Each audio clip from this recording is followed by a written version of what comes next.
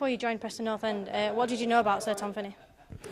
Well, I knew that he was a Preston legend. I knew from his reputation that he was regarded as one of the finest players to have played for England.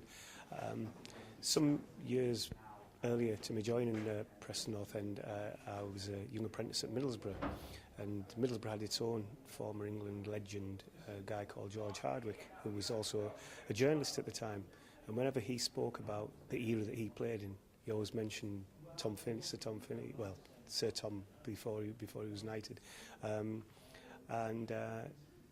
so I kind of grew up with this image of this legend.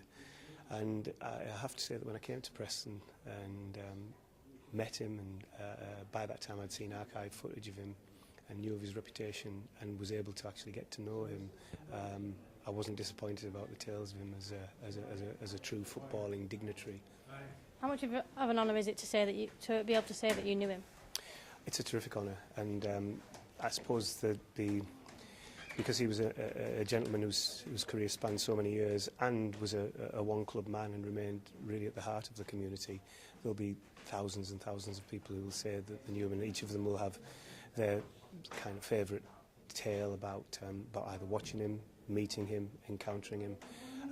But for me, it was a genuine honour to kind of grace the pitch that somebody of his stature had actually graced with such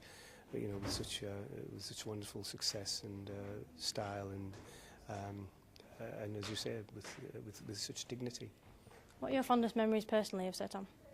One of my fondest memories was after a particularly appalling game that I'd had, and Sir Tom was at every game, and irrespective of the fortunes of the club, was always very, very supportive of whoever the manager was, of the directors, of the players, and was always keen to engage with the fans. But after one particularly appalling game by me,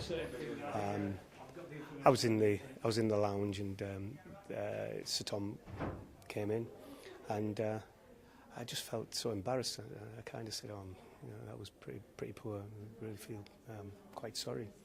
And he just said, I had bad games as well, People don't realise it because they only remember the good games that I had. Well, I don't think he had as many bad games as I did, but it was a really reassuring thought, and it gave me the confidence and the strength to go out and to perform to the best of my ability, irrespective of the situation, the circumstances, the result. He always made you feel that you felt his pride in the club and the town, and that really was infectious.